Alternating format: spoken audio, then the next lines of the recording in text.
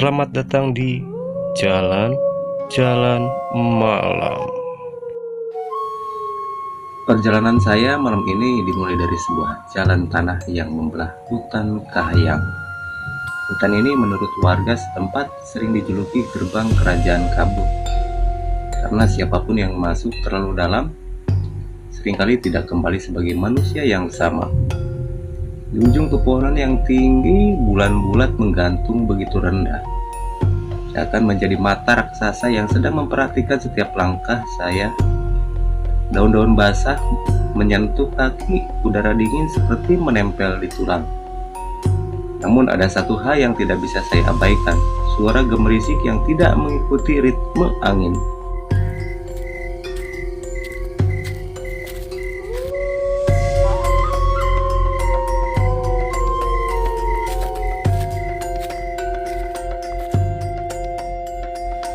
Seolah ada sesuatu yang berjalan seiring langkah saya.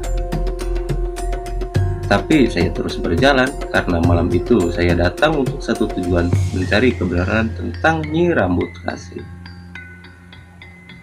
Dalam naskah kuno Talaga Manggung diceritakan bahwa kerajaan Sindangkasih memiliki dua penjaga.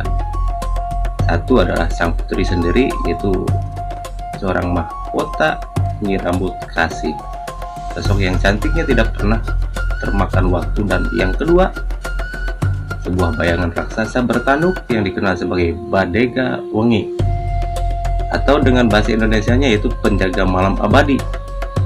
Warga desa sangat jarang menyebut namanya karena menurut mereka menyebut nama sang penjaga sudah cukup untuk mengundangnya.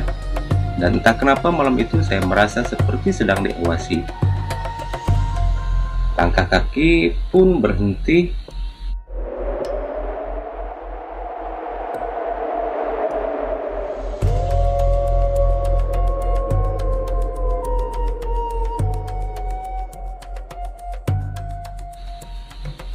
Saya di tengah kabut yang menebal, bulu kuduk saya tiba-tiba meremang karena di kejauhan di bawah cahaya bulan ada sosok yang berdiri, tubuhnya panjang, berkilau tipis, diterpa cahaya malam, rambutnya hitam, sangat panjang, bergerak perlahan seolah diaduk angin yang tidak bisa saya rasakan.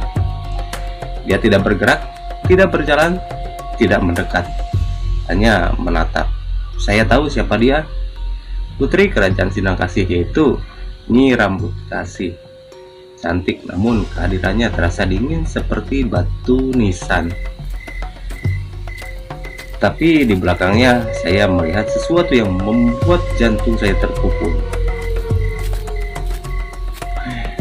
Bayangan raksasa lebih tinggi dari pepohonan, dengan dua tanduk besar dan mata merah yang menyala. Dan meski raksasa itu hanya siluet, setiap insting dalam diri saya berkata, jangan mendekat. Tiba-tiba suara Nyi Rambut Kasih terdengar lembut, indah, namun menggema seolah berasal dari dunia lain.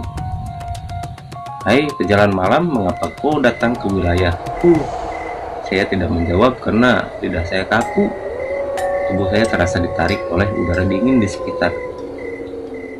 Kerajaan ini bukan tempat bagi manusia biasa. Suara itu melayang seperti nyanyian dari dasar danau. Napas saya memburu, apalagi ketika kabut di belakangnya bergerak. Dan si raksasa bertanduk perlahan mencodongkan tubuhnya, seakan mencium aroma ketakutan saya. Warga desa bercerita bahwa ratusan tahun lalu banyak orang hilang.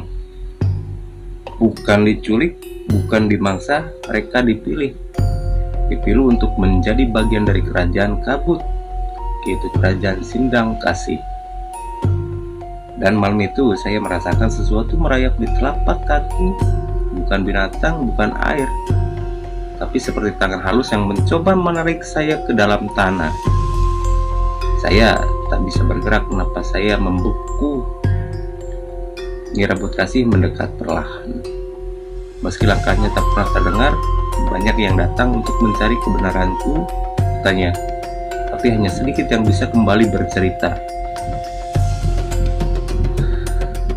Ketika kabut semakin tebal, telinga saya berdengung.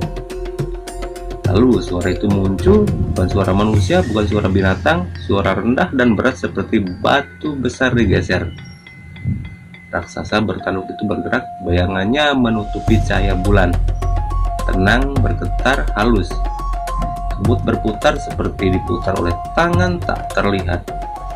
Dan untuk pertama kalinya, mata merahnya benar-benar mengarah pada saya. Saya memalingkan wajah karena saya tahu menatap mata penjaga itu berarti menyerahkan jiwa.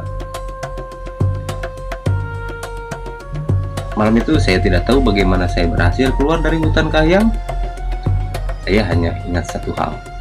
Saat saya berbalik, Nyi Rambut Kasih tersenyum. Senyum yang tidak manusiawi, lembut namun penuh ancaman. Dan suaranya berbisik sangat dekat, seolah berada tepat di telinga saya. Kau boleh pergi malam ini, tapi ingatlah, kerajaan kami selalu menunggu. Saya berjalan pulang tanpa menengok ke belakang, namun kadang sangat sering saya merasa seseorang berjalan di belakang saya, mengikuti langkah saya seperti malam itu.